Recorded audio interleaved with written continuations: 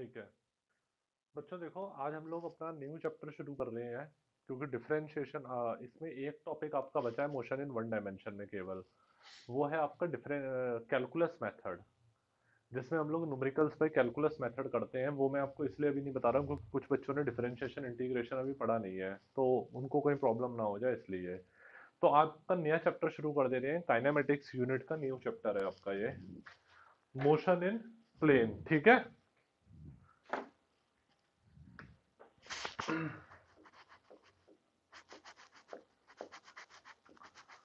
Kinematics. ठीक, और इसका चैप्टर 2 इधर आ जाता है आपका, chapter 2, motion in a plane. और मोशन इन अ प्लेन में भी एक सब चैप्टर है आपका, वेक्टर्स। सबसे पहले हम लोग वो पढ़ेंगे। ठीक है बच्चों, ठीक, वेक्टर्स। बच्चों आई बात समझ में? ठीक है, देखो बच्चों, सबसे पहले देखो बहुत ध्यान से समझना, वेक्टर्स जो है ये बैकबोन है फिजिक्स की। जब तक फिजिक्स है ये बैक, आपका वेक्टर जो है आपका साथ नहीं छोड़ेगा। वेक्टर अगर समझ नहीं आया तो ट्वेल्थ में भी फिजिक्स कभी समझ नहीं आएगी, आगे भी चल के फिजिक्स कभी समझ नहीं आएगी। इतना इंपॉर्टेंट है ये वेक्टर चैप्टर। अगर वेक्टर चैप्टर आपको समझ नहीं आया तो ट्वेल्थ क्लास की कोई भी फिजिक्स समझ नहीं आएगी, इलेवेंथ की भी आगे की फिजिक्स समझ ही नहीं आएगी। तो ये बहुत इंपॉर्टेंट चीज है वेक्टर। ठीक, रिस्पॉन्स देते रहो अपना। ठीक है, ठीक है पाखी। हाँ बच्चों देखो आपका, देखो वेक्टर्स होता क्या है बच्चों, बिल्कुल बेसिक से हम लोग पढ़ रहे हैं, बिल्कुल बेसिक से पढ़ते हैं। तो हमारी फिजिक्स में क्वांटिटीज जो होती हैं वो दो होती हैं, एक होती है स्केलर क्वांटिटी, एक होती है वेक्टर क्वांटिटी। आप बिल्कुल बेसिक से हम लोग कर रहे हैं। तो अगर हम लोग देखते हैं तो क्वांटिटीज हमारी दो टाइप की होती हैं बच्चों, एक होती है हमारी इधर स्केलर और एक होती है इधर वेक्टर। ठीक, स्केलर क्वांटिटीज और वेक्टर क्वांटिटीज होती हैं। स्केलर क्वांटिटीज जिनका केवल मैग्नीट्यूड होता है, वेक्टर क्वांटिटीज जिनका मैग्नीट्यूड और डायरेक्शन दोनों होता है। ठीक, तो स्केलर क्वांटिटीज के एग्जांपल क्या होते हैं, जैसे आपका मास हो गया, आपका क्या हो जाता है, टेम्परेचर हो जाता है, आपका क्या हो जाता है फिर, चार्ज हो जाता है। ठीक, एटसेट्रा, ये सब स्केलर क्वांटिटीज हैं। वेक्टर क्वांटिटीज क्या होती है, जिनका मैग्नीट्यूड भी होता है, डायरेक्शन भी होती है। तो जैसे कि आपका क्या आ जाता है, वेलोसिटी, ठीक है, एक्सीलरेशन, फिर आ जाता है आपका फोर्स, ठीक, एटसेट्रा, जिनका मैग्नीट्यूड भी है डायरेक्शन भी है। तो ये वेक्टर क्वांटिटीज हो जाती हैं। ठीक, ये तो बेसिक चीजें थी। हमें वेक्टर पढ़ने की जरूरत क्यों है, क्योंकि बच्चों मोशन इन वन डायमेंशन में हम लोगों ने देखा था कि मोशन स्ट्रेट लाइन में हो रहा था, एक ही एक्सिस में हो रहा था। तो अगर बॉडी ऐसे करके चल रही है तो उसकी पॉजिटिव डायरेक्शन ले ली, बॉडी ऐसे करके चल रही है तो उसकी नेगेटिव डायरेक्शन ले ली। अरे मोशन एक एक्सिस में ही तो हो रहा था। तो अगर बॉडी इस दिशा में चल रही है तो पॉजिटिव डायरेक्शन, इस दिशा में ले चल रही है तो नेगेटिव डायरेक्शन। बट अगर उसके सिवा उसकी बहुत सारी एक्सिस में बॉडी चल रही है, बॉडी एक्स एक्सिस में भी चल रही है, बॉडी वाई एक्सिस में भी चल रही है, बॉडी जेड एक्सिस में भी चल रही है, तब उसकी डायरेक्शन पता लगानी है हमें, तो उसके लिए वेक्टर्स पढ़ना जरूरी है। यहां तक आती है सबको बात समझ में बच्चों? ठीक है, अच्छा। अब एक जरूरी चीज बच्चों ये समझ लो, एक करंट जो होता है हमारा, जो हमारी करंट होती है, ठीक, करंट जो होती है वो, एक मिनट, ठीक, जो बच्चों हमारा करंट होता है, करंट हमारी क्वांटिटी, करंट हम, अलीशा ज्वाइन हो चुकी है? ठीक, करंट जो होता है बच्चों इसकी डायरेक्शन होती है, मगर फिर भी ये वेक्टर क्वांटिटी नहीं होती है, स्केलर क्वांटिटी होती है। करंट कैसी क्वांटिटी होती है, स्केलर क्वांटिटी। उसका रीजन क्या है बच्चों, जबकि करंट की डायरेक्शन सबको पता है, करंट की डायरेक्शन क्या होती है, positive terminal to negative terminal, high potential to low potential. सब लोगों ने पढ़ा है ना इसे, सब लोगों ने टेंथ में पढ़ा होगा। ये आपका इधर कोई रेसिस्टर लगा हुआ है, आपने उसको इस तरीके से बैटरी से कनेक्ट कर दिया, तो करंट की डायरेक्शन क्या होती है बच्चों, आपकी ये होती है करंट की डायरेक्शन। ठीक है, positive terminal to negative terminal होती है करंट की direction, high potential to low potential. तो इसकी डायरेक्शन है, बट तब भी करंट कैसी है, एक स्केलर क्वांटिटी है, वेक्टर क्वांटिटी नहीं होती। क्यों? क्योंकि करंट जो होता है बच्चों, वो बाकी वेक्टर्स के लॉ को फॉलो नहीं करता, बाकी वेक्टर्स के लॉ को फॉलो नहीं करता। जैसे अगर आपका ये करंट इधर फ्लो कर रहा है, तो करंट आपका I one plus I two हो जाएगा। करंट आपका क्या हो जाएगा? I one plus I two. वो वेक्टर के लॉ नहीं फॉलो करता। जैसे वेक्टर के कुछ लॉज होते हैं, parallelogram law, triangle law, polygon law, वो मैं आप आगे पढ़ोगे अभी। पैरेललोग्राम, ट्रायंगल लॉ, ऐसे करके आगे लॉ पढ़ोगे। वो वेक्टर के लॉ फॉलो नहीं करता है, ठीक है। वो वेक्टर के लॉ फॉलो नहीं करता हमारा करंट, इसलिए इसको पढ़ोगे आगे। इसलिए करंट हमारी स्केलर क्वांटिटी होती है, ठीक। Current has direction, high potential to low potential, that is positive terminal to negative terminal. But still, current is a scalar quantity, not a vector quantity, because current does not obey laws of vector. Because current does not obey laws of vector. ठीक। तो यहां तक हमारी basic चीजें थी बच्चों, ठीक। अच्छा, अब देखो बच्चों, वेक्टर को रिप्रेजेंट किस तरीके से करते हैं। वेक्टर को रिप्रेजेंट इस तरीके से करते हैं, क्वांटिटी का जो सिंबल होता है उसके ऊपर एरो लगा देते हैं। जैसे आपका मैं कह दूं फोर्स वेक्टर है, तो फोर्स वेक्टर को मैं ऐसे लिख सकता हूं, 20 न्यूटन ईस्ट। फोर्स को एफ से डिनोट करते हैं, सबको पता है ना ये वाली बात। फोर्स को किससे डिनोट करते हैं? एफ से। फोर्स को एफ से डिनोट करते हैं, ठीक है। उसके ऊपर मैंने एरो लगा दी। फोर्स को एफ से रिप्रेजेंट करते हैं, उसके ऊपर मैंने क्या लगा दी? एरो। तो ये मेरा वेक्टर का रिप्रेजेंटेशन होता है, यानी कि फोर्स वेक्टर। इसका क्या मतलब है आपका? Force vector. इसका मतलब है आपका फोर्स वेक्टर। तो फोर्स वेक्टर आपकी क्या हो जाती है? 20 न्यूटन ईस्ट डायरेक्शन में लग रही है। मैग्नीट्यूड और डायरेक्शन हो गई, ये हो गया मैग्नीट्यूड, ये हो गया डायरेक्शन। 20 न्यूटन लग रही है ईस्ट डायरेक्शन में, ठीक है।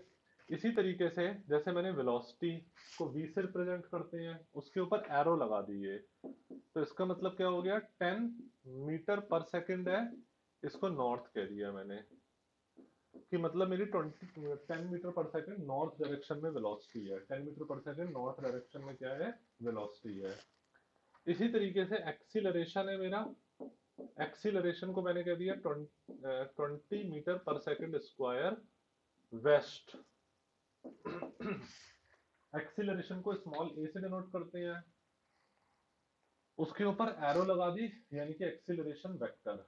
एरो लगाने का मतलब एक्सीलरेशन वेक्टर 20 मीटर पर सेकंड स्क्वायर है वेस्ट में, ठीक है। ये मैग्नीट्यूड है डायरेक्शन, यानी कि 20 मीटर पर सेकंड स्क्वायर वेस्ट में लग रही है, ठीक है। ये आ जाता है एक्सेलरेशन वेक्टर।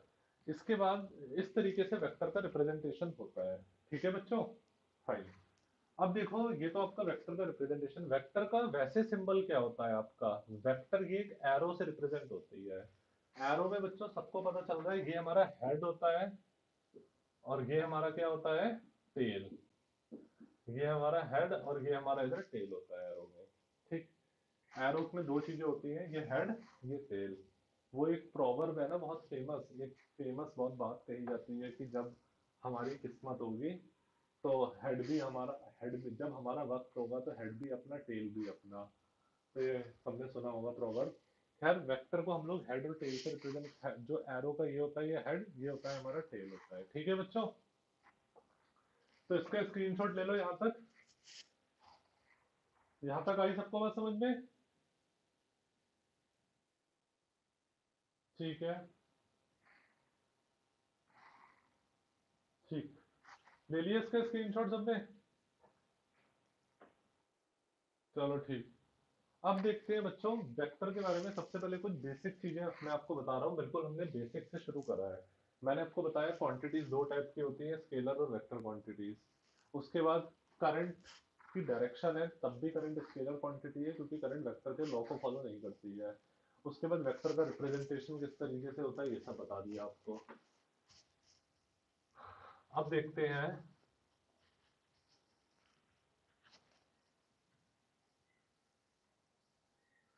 अलीशा कल क्वेश्चन मिल गए थे ना?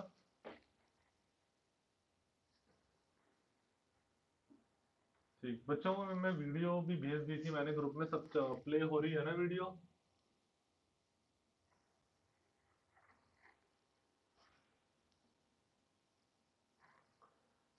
है ना संज्ञा? बता तो दो, कोई हो रही है नहीं हो रही? अच्छा। अलीशा वीडियो चलाकर देखी आपने? चल रही है ना? ठीक। जिसको कोई प्रॉब्लम दोबारा लेक्चर देखना चाहे तो वो दोबारा रिकॉर्डेड लेक्चर हो सकता है। ठीक है। अच्छा। देखो बच्चों, वेक्टर के बारे में और बेसिक चीजें पढ़ रहे हैं। जैसे अगर सपोज आपका ये है, तो मैं इसको कह सकता हूँ ए बी वेक्टर। इसको मैंने ऐसे करके ए बी वेक्टर कह दिया, तो मेरा ये क्या आ जाएगा? ये इस तरीके से मैं इसको बी ए वेक्टर कह दूंगा। ये ए है, ये बी है। ठीक है। ए है, ये बी है। तो देखो बच्चों, जैसे हम लोग, ए है ये वाला पॉइंट, ये बी वाला पॉइंट है, तो टेल से हेड की तरफ हम लोग जा रहे हैं ना। तो इससे मैंने ए बी वेक्टर कह दिया, तो इसे बी ए वेक्टर कह दूंगा। कोई प्रॉब्लम किसी को? ठीक है। अब वेक्टर में हमारे कुछ टर्म्स आ जाते हैं, जैसे देखो mod of vector, modulus of vector. Modulus of vector को हम लोग मॉड ऑफ वेक्टर भी कह देते हैं।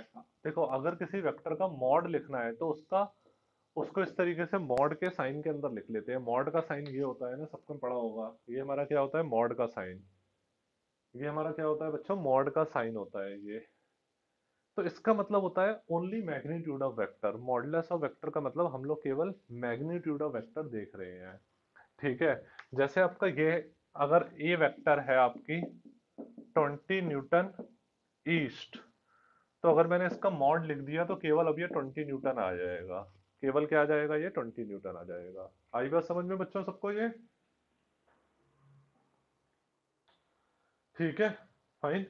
इसी तरीके से अगर मैं ऐसे करके लिख देता हूं वेलोसिटी वेक्टर, तो वेलोसिटी वेक्टर का केवल मैग्नीट्यूड आएगा 5 मीटर पर सेकेंड। अगर मैंने लिख दिया एक्सीलरेशन वेक्टर, तो एक्सीलरेशन वेक्टर का केवल मैग्नीट्यूड आएगा, डायरेक्शन नहीं आएगी। फोर्स वेक्टर का अगर ऐसे करके लिख दिया तो केवल उसका मैग्नीट्यूड आएगा ये। फोर्स वेक्टर इसी को कह देते हैं हम लोग, वो ज्यादा अच्छा है, क्योंकि ये फोर्स ही तो है 20 न्यूटन। ठीक, इसे ए की जगह फोर्स नाम ही दे दो, वो ज्यादा ठीक रहेगा।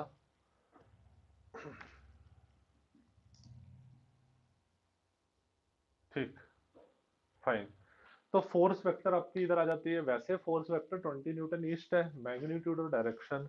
बट जब उसको आपने मॉड के अंदर लिख दिया, जब इसको आपने इधर लिख दिया मॉड के अंदर, तो मॉड के अंदर लिखने से केवल मैग्नीट्यूड आता है, डायरेक्शन नहीं आती है। तो केवल इसका मैग्नीट्यूड आएगा हमारा। याद रखना, बहुत यूज होगा इसका, modulus of vector. Mod, mod का सिंबल ये होता है। यहां तक आती है सबको बात समझ में बच्चों? ठीक है। अच्छा, ये चीज ध्यान में रखना, टेल से हेड की तरफ हम लोग जाते हैं। ये टेल है ए, ये हेड है बी, तो टेल से हेड की तरफ जा रहे हैं तो A B vector, A B के ऊपर एरो लगा दिया। यहाँ पे टेल ये, हेड ये, तो टेल से हेड की तरफ जा रहे हैं। टेल पे क्या है? बी। हेड पे है ए, तो बी से ए वेक्टर। आई बात समझ में? ठीक। कुछ, हाँ, कुछ बेसिक बेसिक से टर्म्स है बच्चों, उसको हम लोग पढ़ रहे हैं। कुछ बेसिक से टर्म्स, पहले कुछ डेफिनेशन देख लेते हैं, उसके बाद इसके न्यूमेरिकल पोर्शन पर आएंगे। देखो बच्चों, दो इक्वल वेक्टर्स हमारी कौन सी होती हैं? अगर मैं कह दूं इक्वल वेक्टर्स, इक्वल वेक्टर्स, तो देखो इक्वल वेक्टर्स हमारी क्या आ जाती हैं? ये हमारी एक वेक्टर है, ये हमारी एक वेक्टर है, ये ए वेक्टर, ये बी वेक्टर। इक्वल वेक्टर्स वो होती है बच्चों जिनकी डायरेक्शन भी सेम होती है और जिनका मैग्नीट्यूड भी इक्वल होता है। अरे, इक्वल वेक्टर्स वो होती हैं जो इक्वल होती हैं। और वो इक्वल कब होंगी? जब वेक्टर में दो चीजें होती हैं, मैग्नीट्यूड और डायरेक्शन। तो इक्वल वेक्टर्स वो होती हैं जिनका मैग्नीट्यूड भी इक्वल होता है और जिनकी डायरेक्शन भी सेम होती है। तो इन दोनों की डायरेक्शन अगर आप देखोगे बच्चों, तो कहाँ है? आयुष, इन दोनों की डायरेक्शन कहाँ पर है? वेरी गुड, यही मैं सुनना चाह रहा था। इन दोनों की डायरेक्शन ईस्ट की तरफ है। सबको दिख रहा होगा, इन दोनों की डायरेक्शन ईस्ट की तरफ है। और अगर दोनों का मैग्नीट्यूड भी इक्वल आ जाता है, जैसे दोनों का मैग्नीट्यूड मैंने इधर ये कह दिया, ए मैग्नीट्यूड को तो ऐसे लिखेंगे ना, मॉड लगा दिया ए वेक्टर, मॉड लगा दिया बी वेक्टर, तो दोनों का मैग्नीट्यूड क्या आ जाता है आपका? इक्वल। ठीक है।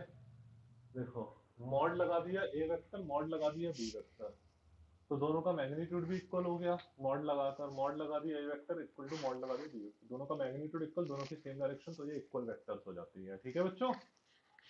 ठीक। आई बात समझ में? अलीशा? ठीक, फाइन।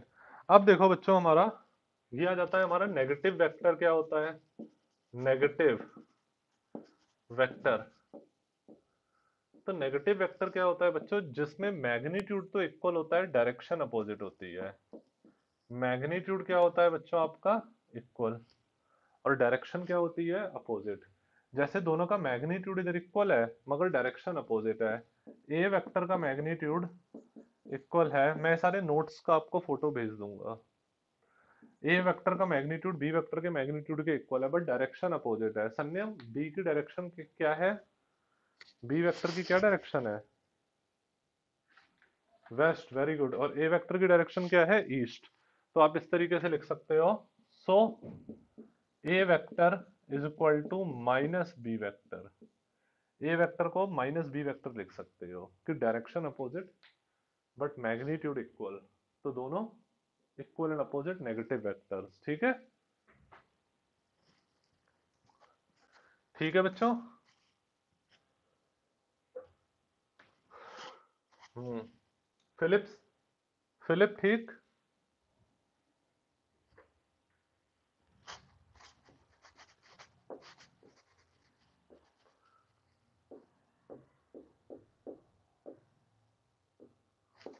देखो, कोप्लेनर वेक्टर्स क्या होती है? को का मतलब होता है सेम।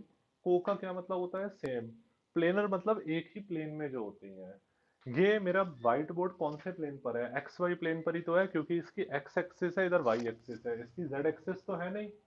अरे मेरा व्हाइट बोर्ड जो है संयम या सभी बच्चों, ये एक्स वाई प्लेन पर है ना, क्योंकि इसकी एक्स एक्सिस है और इसकी वाई एक्सिस है। जेड एक्सिस तो इसकी है नहीं, तो ये एक्स वाई प्लेन पर है। मैं यहाँ पे जितने भी वेक्टर्स बना रहा हूँ सबके सब कोप्लेनर वेक्टर है, क्योंकि सबके सब एक्स वाई प्लेन पर बन रही है। तो कोप्लेनर मतलब क्या होता है? जो एक ही प्लेन पर बने। कैसे बने?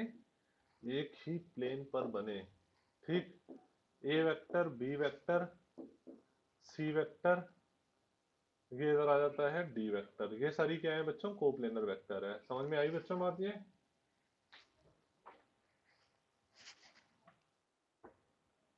ये सारी आप, ओके। यही वाली चीज कोप्लेनर वेक्टर ना? ठीक। देखो, कोप्लेनर वेक्टर बच्चों ये होती है।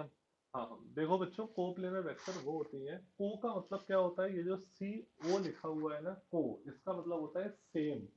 और प्लेनर मतलब एक ही प्लेन में जो होती है। अब एक ही प्लेन में जो होती हैं उसे हम लोग बोल देते हैं कोप्लेनर वेक्टर, यानी कि जो एक ही प्लेन पर बनती है उसको हम लोग कहते हैं कोप्लेनर वेक्टर। बच्चों, हमारी एक्सेस होती है, हमारी एक्स एक्सेस होती है, वाई एक्सेस होती है, जेड एक्सेस होती है। एक्सेस को कंबाइन करते हैं तो हमारा प्लेन बनता है। जब हम एक्सेस को कंबाइन करते हैं तो हमारा क्या बनता है? प्लेन बनता है। जैसे ये मेरा व्हाइट बोर्ड सबको दिख रहा है ना, व्हाइट बोर्ड, इस व्हाइट बोर्ड की ये दिख रही है सबको, ये एक्स एक्सिस ही तो है इस व्हाइट बोर्ड की। अरे यस या नो संयम? ये एक्स एक्सिस है व्हाइट बोर्ड की।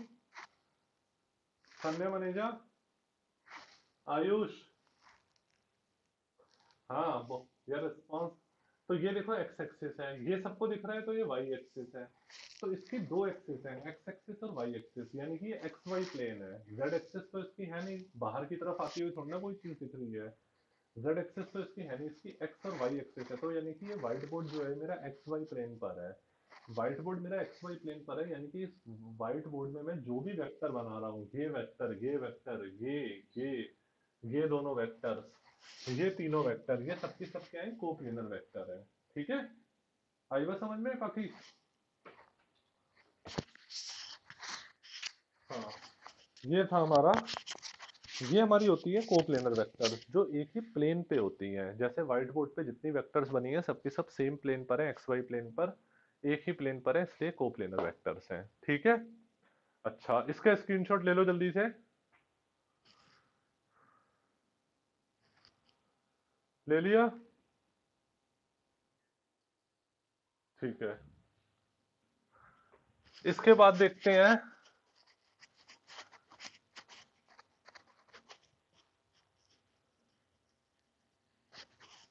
ये तो अभी बहुत बेसिक चल रहा है इसलिए थोड़ा इजी लग रहा होगा। इसके बाद इसका न्यूमेरिकल पार्ट आता है, derivation part. Philip, Philip join है?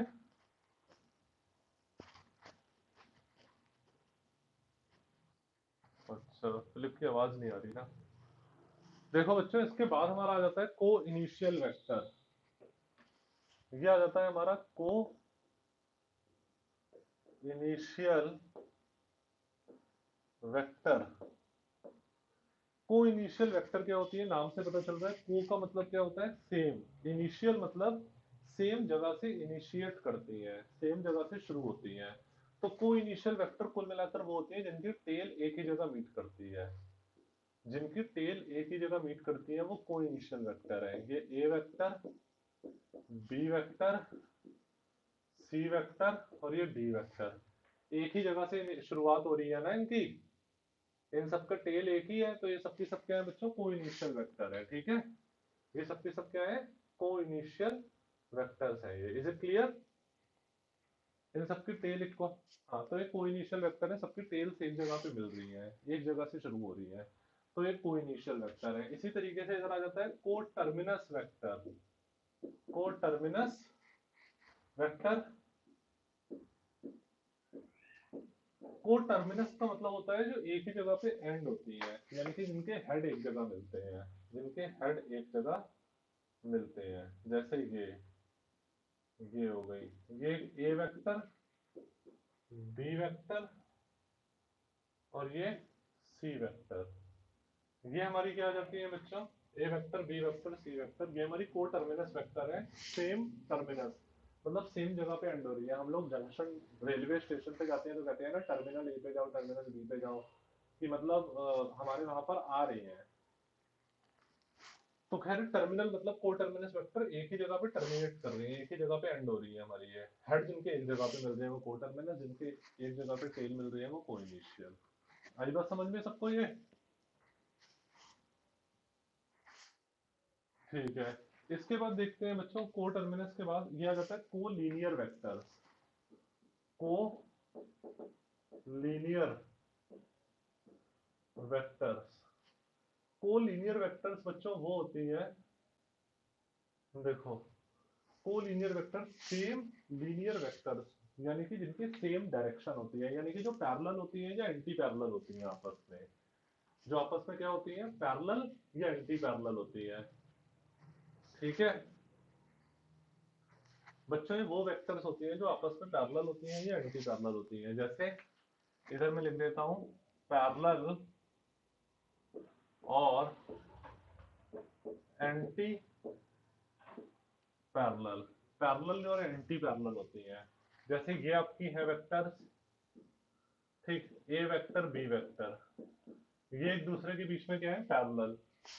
ठीक, और अगर मैं कह दूं इन दोनों के बीच में कितना एंगल है, बताओ, ए वेक्टर और बी वेक्टर के बीच में कितना एंगल है, बताओ बाकी।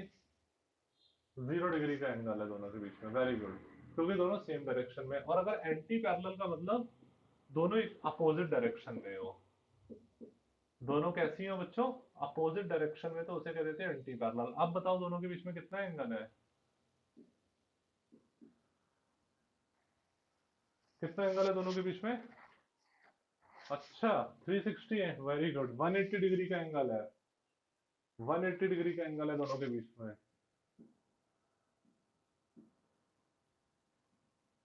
180 डिग्री का एंगल है भैया। देखो, दोनों एक इस डायरेक्शन में एक इस डायरेक्शन में, तो दोनों अपोजिट हैं, तो दोनों के बीच में 180 डिग्री का जो एंगल हुआ, 180 डिग्री का एंगल हुआ ना, दोनों अपोजिट। ठीक है, ये इस डायरेक्शन में, ये इस डायरेक्शन में है, तो सबको पता है ना तो 180 डिग्री कैसे है। इतना छोटा है ये, 6 तो रहता है, ये 6 नहीं रहता। चलो खैर, तो इसलिए आपका आ जाता है ये 180 डिग्री का एंगल। ये इस डायरेक्शन में, इस डायरेक्शन में, दोनों अपोजिट डायरेक्शन है, तो इसलिए 180 डिग्री का एंगल हो जाएगा आपका। दोनों अपोजिट डायरेक्शन है इसलिए।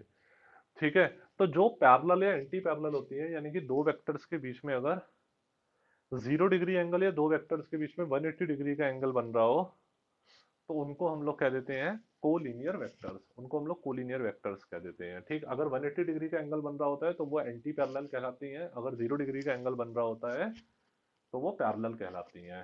ठीक है बच्चों? ठीक, ठीक। अच्छा, इसके बाद देखते हैं बच्चों, इसका पहले स्क्रीनशॉट ले लो आप लोग जल्दी। ले लिया?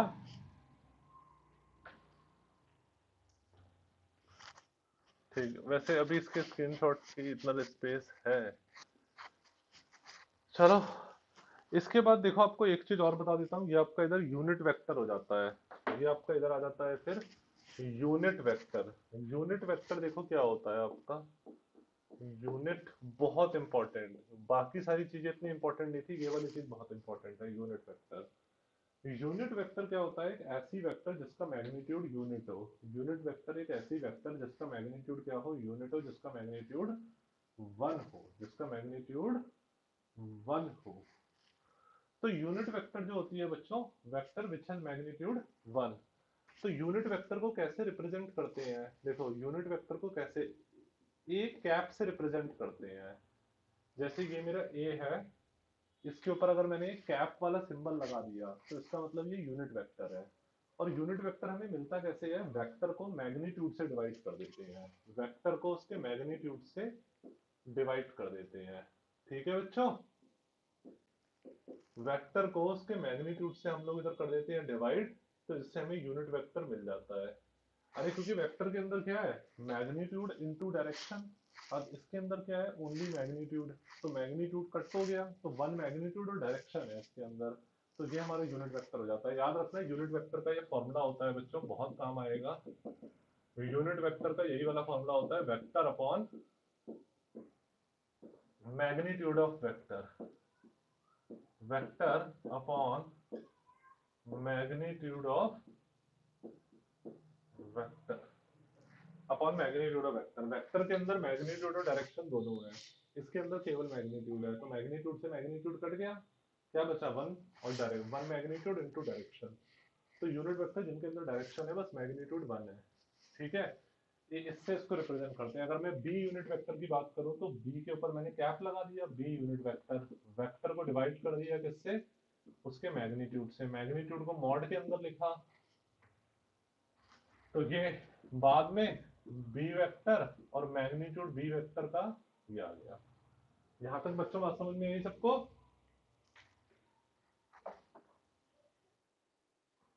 ठीक है अलीशा एंड बाकी, ठीक, फाइन। इससे पहले तो स्क्रीनशॉट सब लोग ले चुके हैं ना?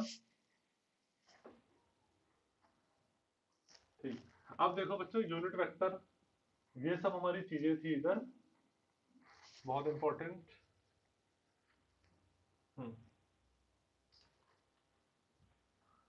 अब धीरे धीरे हमारा लेवल की तरफ हम लोग आ रहे हैं।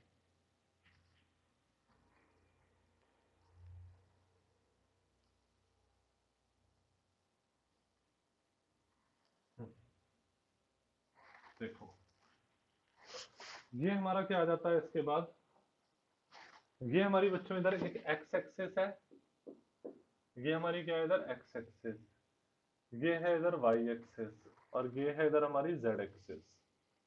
ये हमारी तीन एक्सिस होती है, एक्स एक्सिस, वाई एक्सिस और जेड एक्सिस। तो जो एक्स एक्सिस पे आपकी यूनिट वेक्टर होती है उसे हम लोग क्या कहते हैं, x axis per unit vector जो होती है उसे हम लोग क्या कह देते हैं बच्चों, आई कैप कह देते हैं, याद रखना। और जो वाई एक्सिस पे यूनिट वेक्टर होती है उसे जे के ऊपर कैप, और जो Z axis per unit vector होती है उसे के ऊपर कैप, ये कह देते हैं। अरे जो एक्स एक्सिस यूनिट वेक्टर होती है उसे आई कैप से रिप्रेजेंट करते हैं, स्मॉल में बनता है आई, याद रखता है स्मॉल में। और जो वाई एक्सिस पर बनती है, हाँ जो वाई एक्सिस पर बनती है बच्चों उसे हम लोग जे कैप कहते हैं, जो जेड एक्सिस पर बनती है उसे के कैप कहते हैं। ये सब स्मॉल में बनते हैं, जे भी स्मॉल में बनता है, के भी स्मॉल में बनता है आपका। मैंने इधर आपको शायद कैपिटल लग रहा होगा, वैसे एक्चुअली मैं स्मॉल और उसमें लोग क्या स्मॉल ही बना दिया है। ये सब स्मॉल में बनते हैं आपके, ठीक। इसका आई कैप का मतलब क्या है कि इसका मैग्नीट्यूड वन है, और ये एक्स एक्सिस को रिप्रेजेंट कर रही है। जे कैप का मतलब है कि it's magnitude is one, it is representing Y axis. k cap means its magnitude is 1, it is representing z axis। is it clear? सबका मैग्नीट्यूड 1 होगा हमारा। देखो मॉड लगाओगे तो सबका मैग्नीट्यूड कितना आ जाएगा बच्चों, सबका मैग्नीट्यूड इधर आ जाता है हमारा 1, सबका मैग्नीट्यूड इधर देखोगे तो 1 आ जाएगा। ठीक, it is representing X axis, it is representing Y axis, it is representing Z axis and all have the magnitude 1। ठीक,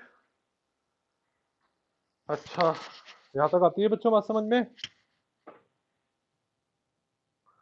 ठीक, मीटिंग खत्म हो जाती है तो रीजॉइन कर लेना सब लोग, जैसे हमेशा करते हो। इसके बाद नेक्स्ट क्वेश्चन है, हमें देखो ये क्वेश्चन मैं आपको दे दे रहा हूं, इस क्वेश्चन से समझ में आ जाएगा, वैसे नोट्स तो मैं सब व्हाट्सएप करूंगा ही। ये क्वेश्चन है कि हमें बताना है वेक्टर, हमें क्या बताना है, find vector of magnitude 10, find vector of magnitude 10 along x, y, z axis, along x, y, z axis. हमें वेक्टर बतानी है जिसका मैग्नीट्यूड 10 है along x, y, z axis. ठीक है, ठीक, हमें एक वेक्टर बतानी है, हमें हमें एक वेक्टर बतानी है जिसका मैग्नीट्यूड है 10 और जो x एक्सिस के अलोंग है, y एक्सिस के अलोंग है, z एक्सिस के अलोंग है। तो अलोंग x एक्सिस हमारा क्या आ जाएगा बच्चों, अलोंग x एक्सिस अगर आप देखोगे तो वो क्या आ जाएगा, मैग्नीट्यूड और इनटू ये आ जाएगा आपका आई कैप, यही तो हो जाएगा। अरे देखो वेक्टर क्या होता है, मैग्नीट्यूड ऑफ वेक्टर और इनटू यूनिट वेक्टर। इस वाले फॉर्मूले से अगर आप देखते हो तो आप कह सकते हो ना कि सिंस, आप ये कह सकते हो since vector is equal to, vector है क्या बच्चों, वेक्टर का मतलब मैग्नीट्यूड इनटू डायरेक्शन, जिसके अंदर मैग्नीट्यूड भी हो और जो डायरेक्शन भी हो। तो इस वाले फॉर्मूले से कह सकते हो वेक्टर क्या आ जाएगा, magnitude into unit vector, magnitude into unit vector.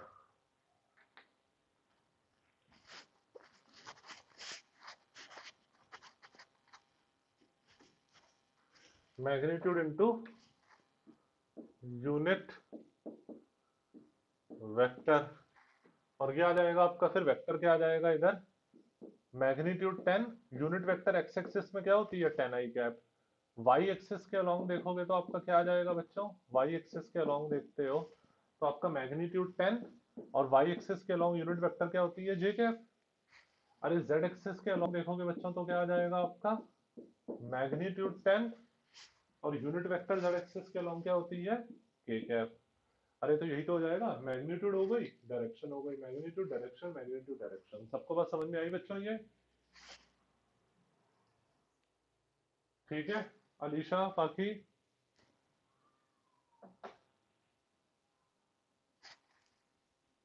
ठीक है, फाइन।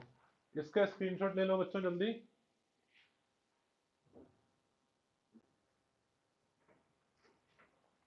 ले लिया? ठीक, अच्छा अब देखते हैं बच्चों, सुनो,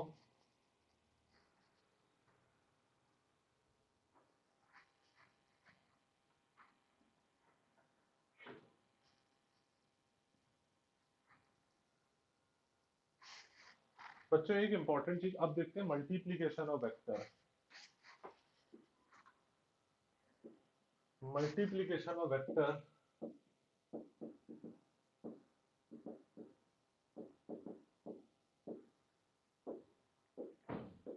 देखो बच्चों, अगर आप किसी नंबर को मल्टीप्लाई करते हो वेक्टर से तो वो नंबर वेक्टर में एज सच मल्टीप्लाई हो जाता है। जैसे आपका ये एक ए वेक्टर है, ठीक है, बल्कि इसको थोड़ा छोटा बनाता हूं मैं, ये आपकी है एक ए वेक्टर,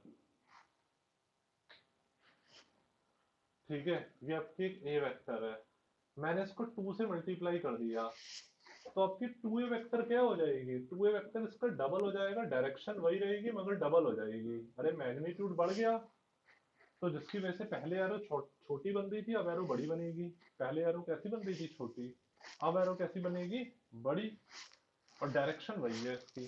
ठीक, अगर मैं इसे -1/3 से मल्टीप्लाई कर देता हूँ, मैंने इसे मल्टीप्लाई कर दिया -1/3 से, तो ये बहुत छोटी बन जाएगी और इसकी डायरेक्शन भी चेंज कर जाएगी। बच्चों समझ में आई बात, व्हाट आई वांट टू से? अरे है ना,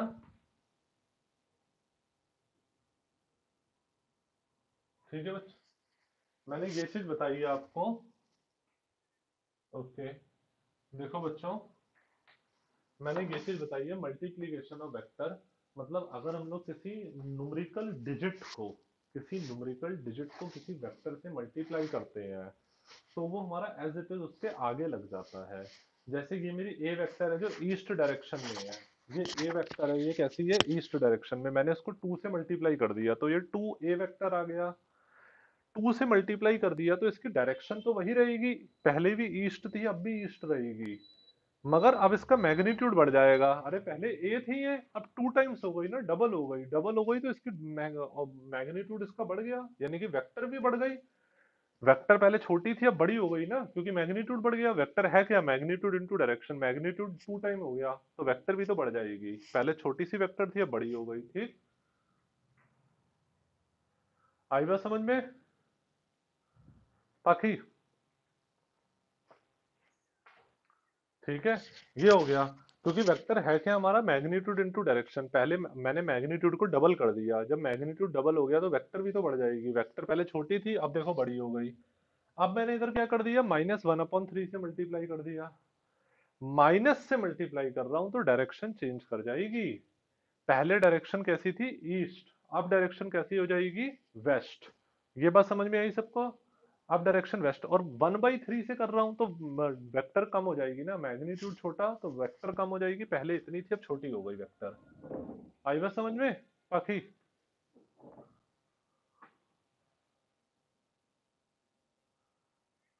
हाँ, अलीशा,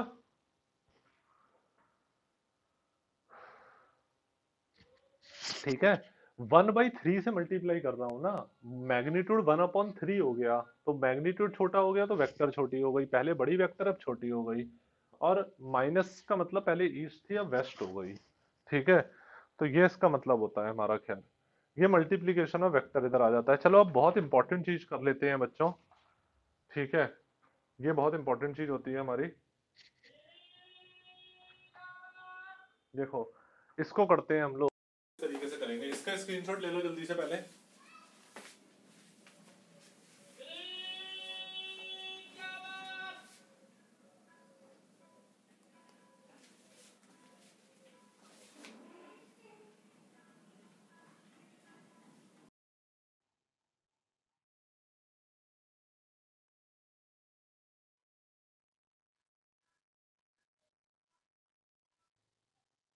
कर रहे शुरू अभी। हम्म, देखो बच्चों, यहां तक सबको बात आती है समझ में?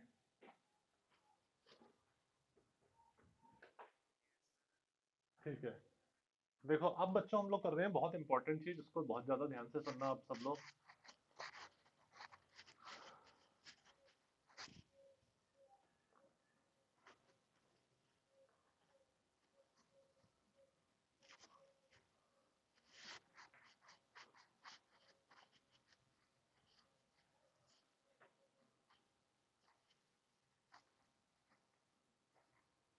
यस, देखो बच्चों, ये हमारा इधर आ जाता है एडिशन ऑफ वेक्टर्स। क्या आ जाता है हमारा इधर, ये एडिशन ऑफ वेक्टर्स। ये हमारे वेक्टर लॉज होते हैं जिनकी मैं बात कर रहा था शुरुआत में, ये हमारे क्या होते हैं, वेक्टर के लॉ, जो करंट ओबे नहीं करता है। तो कोई अगर वेक्टर क्वांटिटी है तो उसकी डायरेक्शन होनी चाहिए, और उसे वेक्टर के लॉ को ओबे भी होने चाहिए, ओबे भी करना चाहिए। तो वेक्टर के लॉ होते हैं बच्चों आपके, इसमें सबसे पहला लॉ आपका जो होता है, एडिशन हम लोग वेक्टर का करते हैं किस तरीके से, तो इसमें सबसे पहला और most important thing of 11th physics, not for 11th physics, जो आपकी हर जगह यूज होगी, तो वो आपका आ जाता है parallelogram law. Parallelogram law of vectors. देखो, पैरेललोग्राम लॉ ऑफ वेक्टर्स आपका क्या होता है बच्चों, सुनो, बहुत इंपॉर्टेंट है आपका ये, और आपका हर बार यूज होगा जगह जगह पे, इसके बिना फिजिक्स अधूरी है। ठीक, इसलिए ध्यान से समझना इसको। देखो, पैरेललोग्राम लॉ ऑफ वेक्टर्स आपका कहता क्या है बच्चों, पैरेललोग्राम लॉ ऑफ वेक्टर्स आपका ये कहता है, सुन रहे हो ना सब लोग? यस, देखो बच्चों, पैरेललोग्राम लॉ ऑफ वेक्टर्स आपका ये कहता है कि अगर दो vectors adjacent side of parallelogram बना रही हैं, दो वेक्टर्स क्या बना रही हैं? Adjacent side of parallelogram. Adjacent side of parallelogram का मतलब है दोनों की टेल्स आपस में मिल रही हैं। एडजेसेंट साइड का मतलब क्या होता है बच्चों? एक के बाद एक साइड। एडजेसेंट साइड पैरेललोग्राम की तभी हो सकती है जब दोनों की टेल आपस में मिल रही है। ये मेरी है एक ए वेक्टर, ये मेरी कौन सी वेक्टर है? ए वेक्टर है। और ये है मेरी इधर, ये ए वेक्टर है, ये मेरी इधर बी वेक्टर है। दोनों की टेल आपस में मिल रही है। अगर ये दो एडजेसेंट साइड्स होती हैं पैरेललोग्राम की, तो हमारी जो रिजल्टेंट वेक्टर होती है वो intersecting point of these two vectors होता है और डायगोनल ऑफ पैरेललोग्राम होता है। जब इसको पूरा कर लोगे तो अच्छे से समझ में आ जाएगा, टेंशन मत लो। ये हमारा कहता है कि when two vectors are represented by two adjacent sides of parallelogram, then their resultant is given by the third by the diagonal of parallelogram taken in ठीक है, coming from intersecting point of these two vectors, then their resultant is given by diagonal of parallelogram passing through the intersecting point of these two vectors। वो उनका resultant हो जाता है। ठीक है, जैसे देखो मैं इसको बनाता हूं, पहले मैंने इसका प्रूफ करा, अब देखो प्रूफ इसका किस तरीके से करेंगे। सुन लो, पहले पूरा कर लेते हैं डेरिवेशन, तब समझ में आएगा। मैंने इसका प्रूफ करा, मैंने यहां से इसके पैरेलल लाइन ड्रॉ करी और यहां से इसके पैरेलल लाइन ड्रॉ करी मैंने इस तरीके से।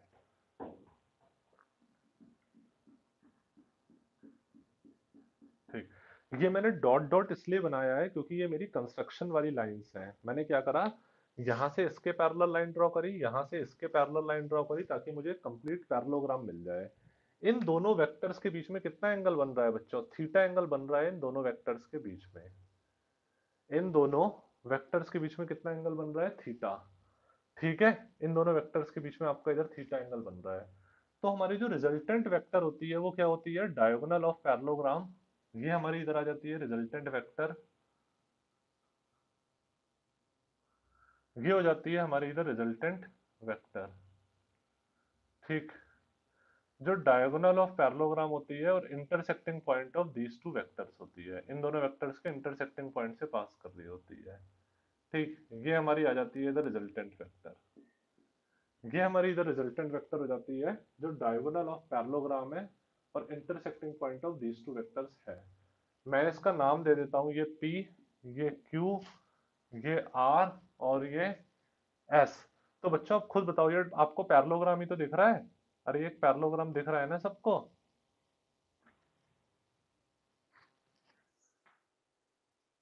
अच्छा अच्छा अच्छा, वेट।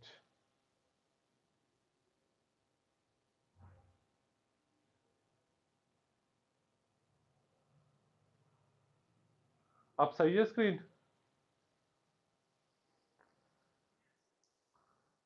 ठीक। बच्चों देखो, ये दिख रहा है ना सबको पैरेललोग्राम? ये पैरेललोग्राम सबको दिख रहा है बच्चों? ठीक है, बहुत ध्यान से इसको समझना। पाखी दिख रहा है सबको? आपको दिख रहा है पाखी? ठीक, तो ये हमारा कहता है ये क्या, कि if two vectors are represented by two adjacent sides of parallelogram, then their resultant is given by the diagonal of parallelogram passing through intersecting point of these two vectors। अब देखो इसका प्रूफ हम लोग किस तरीके से करेंगे, यानी कि अगर ये दोनों वेक्टर्स ए वेक्टर और बी वेक्टर एडजेसेंट साइड्स हैं पैरेललोग्राम की, और पैरेललोग्राम की एडजेसेंट साइड्स कब होंगी? ये जब दोनों की टेल आपस में मिल रही होगी और ए वेक्टर और बी वेक्टर के बीच में थीटा एंगल बन रहा है। तो जो रिजल्टेंट होती है वो क्या होता है बच्चों? डायगोनल ऑफ पैरेललोग्राम, जो इन दोनों के इंटरसेक्टिंग पॉइंट से पास कर रही होती है। तो मैंने पूरा पैरेललोग्राम बनाने के लिए यहाँ से ए के पैरेलल लाइन ड्रॉ करी और यहाँ से बी के पैरेलल लाइन ड्रॉ करी, क्योंकि पैरेललोग्राम की अपोजिट साइड्स जो होती है वो पैरेलल होती है। ठीक है, ये कर दिया मैंने, और इक्वल भी होती हैं। तो बच्चों अगर मैं देखता हूँ, एक मेरी बात सुनो आप लोग। ठीक है, मैं इसको ऐसे करके कह सकता हूँ, देखो ये मेरी, मैंने इसके अंदर ए वेक्टर का मैग्नीट्यूड मेरा कितना आ जाएगा? ए, ये मैंने इधर लेट कर लिया कि लेट ए वेक्टर का मैग्नीट्यूड ए, बी वेक्टर का मैग्नीट्यूड बी, और रिजल्टेंट वेक्टर का मैग्नीट्यूड कितना आ जाएगा मेरा? आर। यहां तक आती है सबको बात समझ में? यहां तक आई बच्चों? ठीक है, ऐसे करके मैंने इसको कह दिया। अब देखोगे बच्चों, तो ये अगर मेरा बी है तो इसे भी मैं बी कह सकता हूँ ना ऐसे करके। अरे अगर मेरा ये इधर बी है तो इसे भी तो मैं इधर बी कह सकता हूँ, क्योंकि पैरेललोग्राम की opposite side equal and opposite होती है। इसका मैग्नीट्यूड बी तो इसका भी तो मैग्नीट्यूड बी होगा, राइट? है ना बच्चों? ठीक है, इसका भी मैग्नीट्यूड बी होगा। अब देखो मैंने और क्या कर लिया यहाँ से, इसका प्रूफ देख लो किस तरीके से कर रहे हैं। देखो, अब मैंने क्या कर लिया, यहाँ से इसके यहाँ से ऐसे करके एक लाइन ड्रॉ करी, और यहाँ से एक ऐसे करके इसको एक्सटेंड कर दिया मैंने आगे। इसको मैंने क्या कर दिया, एक्सटेंड, और इसको नीचे की तरफ कर दिया। तो एक मैंने ऐसे करके परपेंडिकुलर ये मेरा हो गया। ठीक है, ये वाला एंगल थीटा है तो ये भी तो थीटा ही होगा कॉरस्पॉन्डिंग एंगल से। बच्चों सब लोग देखो, ये वाली लाइन पैरेलल है, ये एक तरीके से ट्रांसवर्स हो गई, तो ये थीटा तो ये भी तो थीटा ही होगा कॉरस्पॉन्डिंग एंगल से, क्यों? अरे है ना? ठीक है पाखी, अलीशा?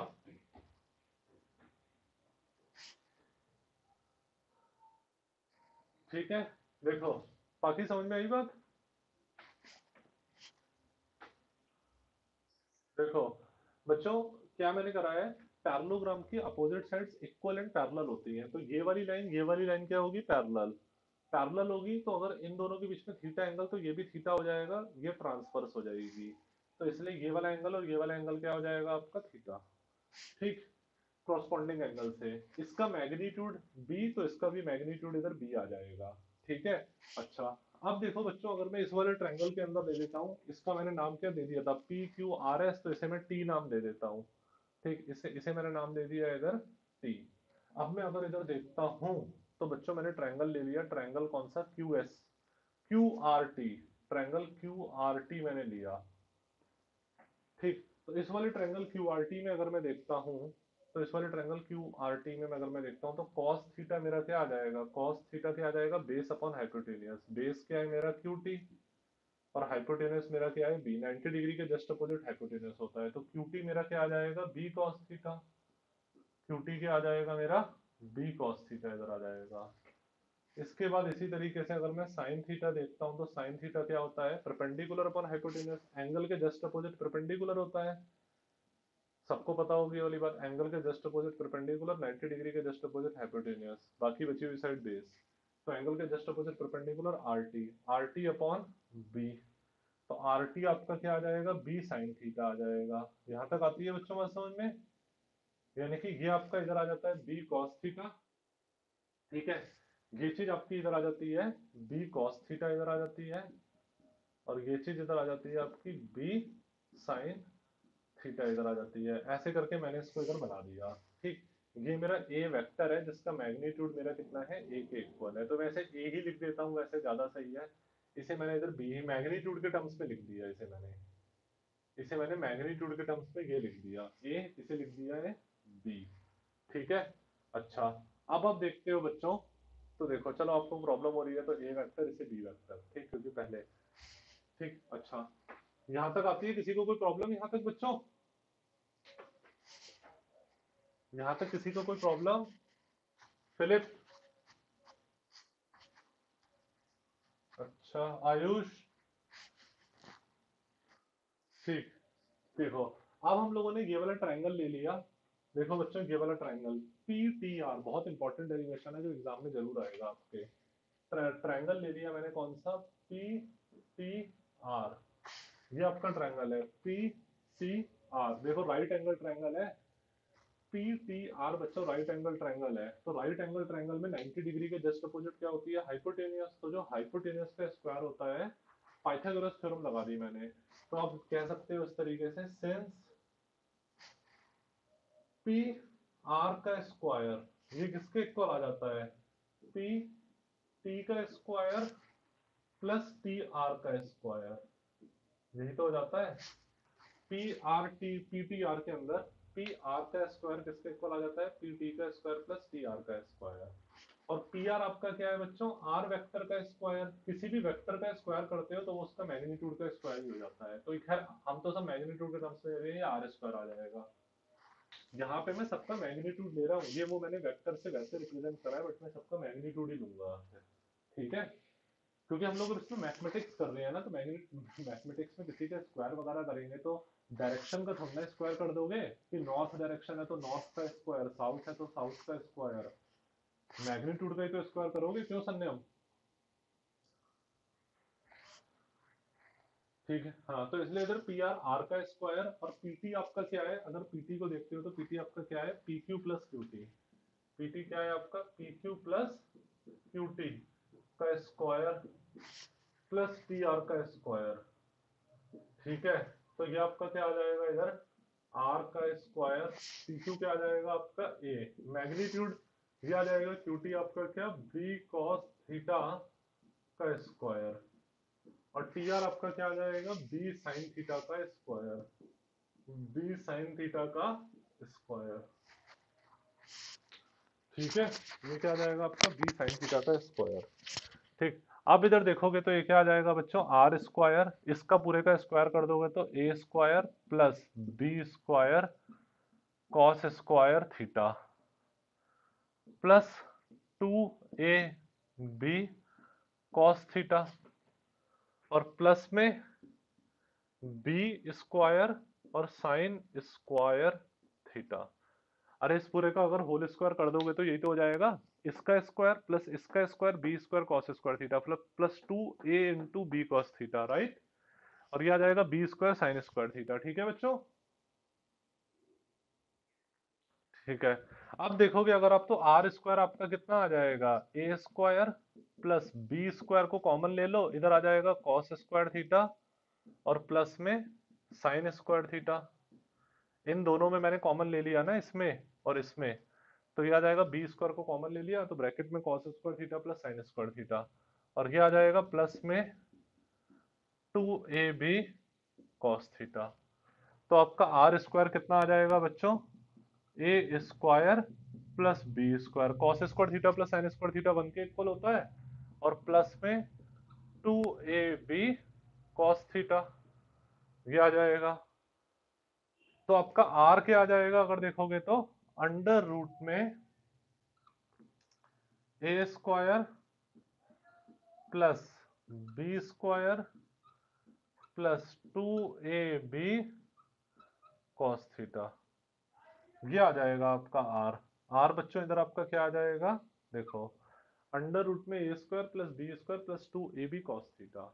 आई बात समझ में यहाँ तक? ये आपका इधर बच्चों रिजल्टेंट हो जाता है। ठीक है, ये आपका रिजल्टेंट हो जाता है, इस वाले फॉर्मूले को ध्यान से रखना। ठीक, एक बार फिर से मैं इस पूरे को बता दे रहा हूँ, देखो ये आपकी ए वेक्टर है, बी वेक्टर है, एडजेसेंट साइड्स ऑफ पैरेललोग्राम है, तो इनका रिजल्टेंट जो होता है वो इन दोनों के इंटरसेक्टिंग पॉइंट से पास करता है और डायगोनल ऑफ पैरेललोग्राम होती है। अब इस रिजल्टेंट की वैल्यू क्या होती है वो मैं आपको इधर डेरिवेशन से बता रहा हूँ। मैंने पैरेललोग्राम बना दिया, यहाँ से इसके पैरेलल ड्रॉ करा, यहाँ से इसके पैरेलल ड्रॉ करा, ताकि कंप्लीट पैरेललोग्राम बन गया पी क्यू आर एस जिसका नाम है। अब मैंने यहाँ से एक परपेंडिकुलर ड्रॉ करा, इसको आगे एक्सटेंड कर दिया, तो ये बी है तो ये भी बी हो जाएगा, क्योंकि ए वेक्टर का मैग्नीट्यूड ए, बी वेक्टर का मैग्नीट्यूड बी, आर वेक्टर का मैग्नीट्यूड आर। अब हमारी पूरी मैथमेटिक्स हम लोग फॉर्मूला निकाल रहे हैं, तो हम लोग केवल मैग्नीट्यूड से मतलब रखेंगे। तो ये बी मैग्नीट्यूड है तो ये भी बी मैग्नीट्यूड, पैरेललोग्राम की opposite sides parallel and equal, दोनों के बीच में इधर थीटा एंगल, ए वेक्टर बी वेक्टर के बीच में, तो इधर भी थीटा एंगल आ जाएगा, कॉरस्पॉन्डिंग एंगल। अब मैंने इसके अंदर ट्रिग्नोमेट्री लगा दी, तो कॉस थीटा से मुझे ये वाली चीज पता लग गई, ये बी कॉस थीटा, और ये वाली चीज पता लग गई, ये बी साइन थीटा, ट्रिग्नोमेट्री से। अब मैंने इस वाले राइट एंगल ट्रायंगल जो है इसका पाइथागोरस थ्योरम लगा दी, ये पी आर टी जो मेरा, पी टी आर जो मेरा राइट एंगल ट्रायंगल है, यहाँ पर क्या लगा दी मैंने, पाइथागोरस थ्योरम लगा दी मैंने इसके अंदर।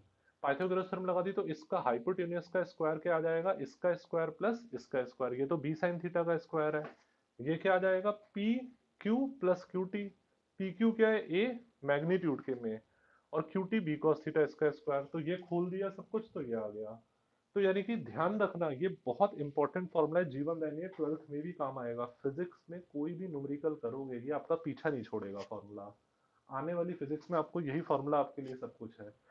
तो अगर दो वेक्टर्स का रिजल्टेंट का फॉर्मूला क्या होता है, एक वेक्टर का स्क्वायर प्लस दूसरी वेक्टर का स्क्वायर प्लस 2 दोनों का प्रोडक्ट और दोनों के बीच में बनने वाले एंगल का कोसाइन कंपोनेंट। अरे पहली का स्क्वायर प्लस दूसरे का स्क्वायर दूसरी वेक्टर का square plus 2 times A B cos theta. ठीक है, plus 2 A B cos theta, cos of the angle between these two vectors. बात समझ में आई बच्चों ये सबको? पाखी, अलीशा, फिलिप? ठीक, इसके स्क्रीनशॉट ले लो। ठीक है, सबने स्क्रीनशॉट ले लिया? चलो ठीक, बस आपके 3 मिनट और ले रहा हूँ। 3 मिनट में 3 इंपॉर्टेंट कॉन्सेप्ट बता रहा हूँ। ठीक है, वो देखो हमारा क्या होंगे 3 इंपॉर्टेंट कॉन्सेप्ट, जल्दी से समझते हैं, बस इसी से रिलेटेड ही है वो एक्चुअली, वरना तो आपका ये खत्म हो जाएगा फिर। वेट,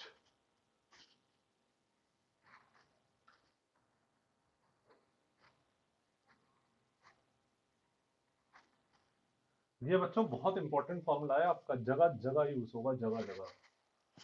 चलो, ये आपका आ जाता है। अब अगर मैं देख लेता हूँ, if two vectors are parallel to each other, if two vectors are case one, इसके अंदर हमारा केस वन आ जाता है।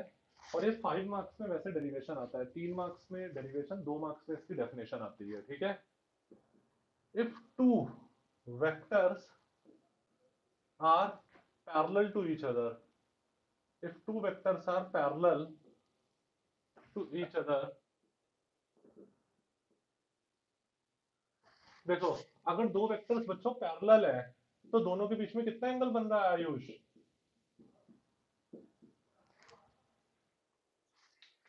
Very good. अगर दो वेक्टर्स बच्चों पैरेलल है तो दोनों के बीच में कितना एंगल बनेगा? 0 डिग्री का एंगल दोनों के बीच में इधर बन जाएगा। अगर दो वेक्टर्स पैरेलल है तो दोनों के बीच में इधर 0 डिग्री बन रहा है, तो आप लिख सकते हो here theta is equal to 0 degree. किसी का माइक अनम्यूट, अनम्यूट कर लो अपना माइक, जो भी बच्चा है अनम्यूट कर लो। देखो बच्चों सुनो, हम लोग जो एंगल देखते हैं वो टेल्स के बीच में देखते हैं, याद रखना, कभी भी वेक्टर्स के बीच में एंगल देखा जाता है तो टेल्स के बीच में देखा जाता है। इन दोनों के टेल के बीच में कितना एंगल बन रहा है? 0 डिग्री तो बन रहा है संयम। इन दोनों के टेल के बीच में 0 डिग्री एंगल बन रहा है ना। ठीक, तो here theta equal to 0 degree. So आप लिख सकते हो, सो आर इक्वल टू क्या आ जाएगा आपका? अंडर रूट में A square plus B square plus 2ab और कॉस जीरो, कॉस जीरो, और ये कितना आ जाएगा आपका? कॉस 0 1, तो ये आ जाएगा आपका अंडर रूट में A square plus B square plus का 2ab, और ये आ जाएगा आपका फिर आर कितना? अंडर रूट में ए प्लस बी का होल स्क्वायर, और आर आपका फिर कितना आ जाएगा बच्चों? ए प्लस बी। यानी कि अगर दो वेक्टर्स पैरेलल होती है तो उनका रिजल्टेंट क्या हो जाता है? उनके रिजल्टेंट का जो मैग्नीट्यूड होता है वो क्या हो जाता है? उनके रिजल्टेंट का जो मैग्नीट्यूड होता है वो आपका ये आ जाता है बच्चों। उनके रिजल्टेंट का जो मैग्नीट्यूड होता है वो दोनों के मैग्नीट्यूड का समीशन हो जाता है। उनके रिजल्टेंट का मैग्नीट्यूड दोनों के मैग्नीट्यूड का क्या हो जाता है? समीशन। यहां तक बात समझ में आई है?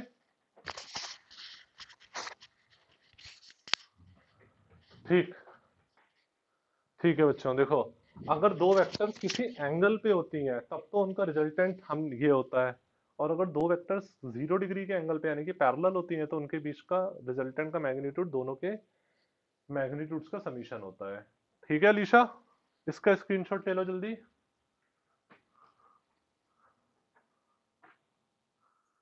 ले लिया? किसी को जल्दी तो नहीं है बच्चों? कहीं किसी को जाना तो नहीं है? क्योंकि एक्चुअली ये वाला केस है, ये मैं सोच रहा था कंप्लीट हो जाए। देखो अब केस 2 इधर आ जाता है आपका, if two vectors are anti parallel, if two vectors are anti parallel, अगर दो वेक्टर्स हमारी कैसी हैं बच्चों? एंटी पैरेलल है।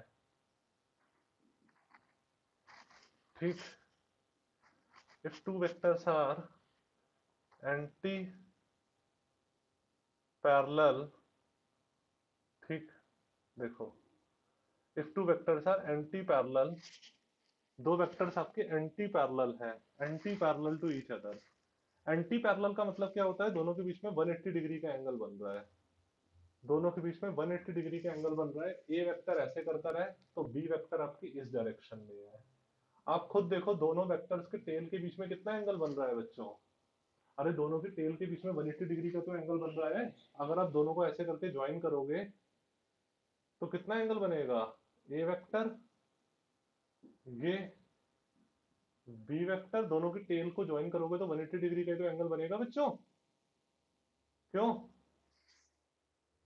दोनों के टेल के बीच में कितना एंगल बन रहा है, 180 डिग्री का एंगल बन रहा है। ठीक है, तो आपका क्या आ जाएगा, ये resultant A square plus B square plus 2ab cos 180 degree.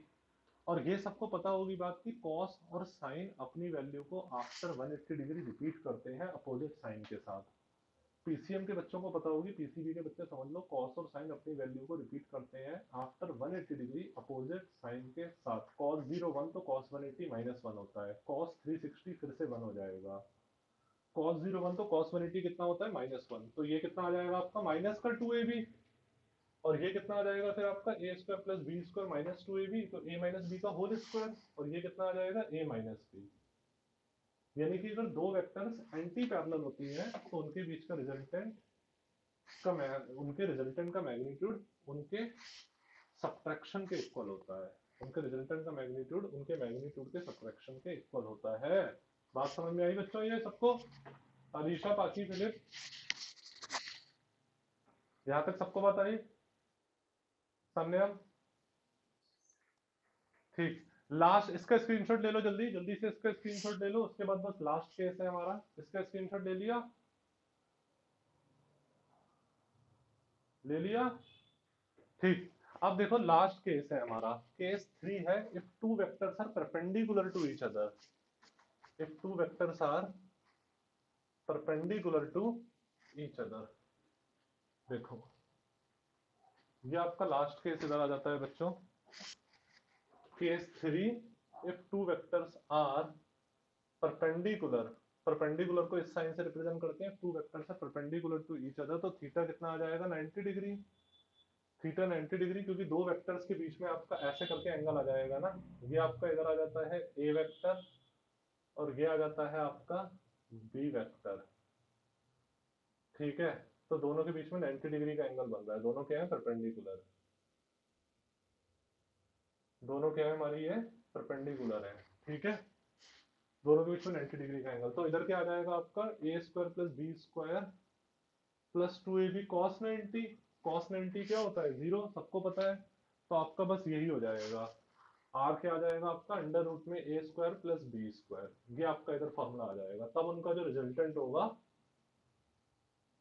तब उनका जो रिजल्टेंट होगा वो स्क्वायर्स के समीशन के अंडर रूट के इक्वल होगा, स्क्वायर्स के समीशन के अंडर रूट के इक्वल होगा। समझ में आई बच्चों, बात है सबको, चलो ठीक है, इसका स्क्रीनशॉट ले लेना, इसका स्क्रीनशॉट ले लो बच्चों, ठीक। इसके, हाँ, इसका अभी भी ये कंप्लीट नहीं है।